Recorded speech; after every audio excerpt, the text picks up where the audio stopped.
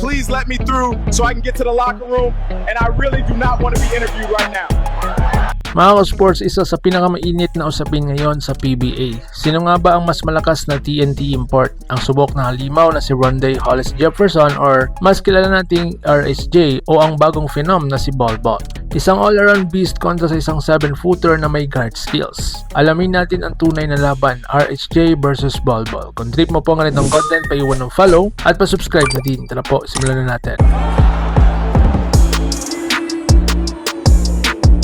Mga ka-sports, kung pag-uusapan natin ng TNT import, hindi na po bago si RHJ. Siya ang tipo ng import na kayang buhatin ng buong team, depensa, opensa, hustle at lahat na. Pero ngayon, may bagong pangalan na umaalingaw-ngaw, si Bol Bol. Isang 7'3" na player na kayang mag-dribble, tumira sa tres at mag-block ng kahit sino. Pero ang tanong, stats ba o impact? Talent ba o consistency? So ngayon, background comparison muna tayo.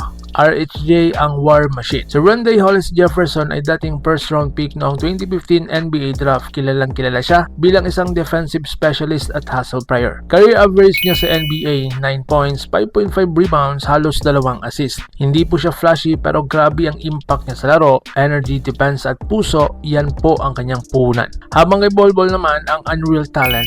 Samantala ang player na naman ito ay isang unicorn sa basketball. Career average niya sa NBA, 6.2 points, 3.5 rebounds at 54% shooting efficiency. 7-footer pero parang guard gumalaw, kaya mag-step back, crossover at rim protect. Pero bakit hindi siya nag-dominate sa NBA? So dito naman tayo sa head-to-head comparison, physicality at style nila. Si RHJ undersized forward pero sobrang lakas. Hindi natatakot sa banggaan, pang PBA ang laro, physical at gritty. Habang kay Bol Bol naman, matangkad, mahaba pero medyo payat. Skill base, hindi physical. Advantage ni RHJ dahil ang PBA ay physical league, lamang ang may lakas at hustle. So dito naman tayo sa basketball IQ and consistency.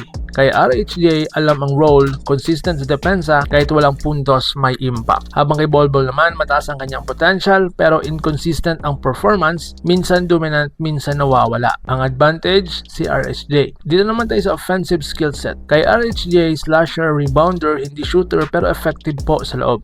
Habang kay Bol Bol naman, kaya mag-tres, may handle, may finesse, may versatile offensively. Ang advantage dito, si Bol Bol. So, sa defense naman, kay RHJ, lockdown defender siya, kayang bantayan kahit guard hanggang big. Si Bol Bol, certified shot blocker pero questionable ang perimeter defense niya. Ang advantage dito si RHJ. So overall impact sa team. Si RHJ, proven winner sa international leagues, leader, may winning mentality. Habang kay Bol Bol naman, highlight machine pero hindi pa proven as leader. Final verdict, RHJ pa rin. Sa laban ng talento versus consistency, sa ngayon panalo pa rin ang subok na. Oo, napakalaking potential ni Bol Bol pero pwede siyang maging dominant pero hindi pa po ngayon. Samantalang si RHJ, sigurado ka na ibibigay niya gabi-gabi. So ikaw mga ka-sports, sinong pipiliin mo bilang TNT import? Si RHJ, siguradong panalo. Si Bol Bol, high risk, high reward. I-comment nyo po sa baba ang iyong hinaingat. Don't forget to like, share, and subscribe para updated tayo pareho sa mundo ng basketball world. Laban Pilipinas, puso. So paano?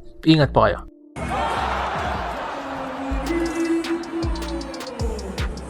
Mga ka-sports, kung hilig ninyong bumili ng mga Gilas jersey, Gilas accessories at mga gamit na pang basketball, habang nanonood po kayo sa aking mga videos, kindly check this basket on this lower part ng ating video at magpa-pop up yung ating mga items sa gilid. Mga legit po yung mga items dyan and see to it po na makabili po kayo ahead of time kasi meron po yung mga discounts and mga promos depende po sa seller. And also, kunting suporta din as a content creator po. Salamat!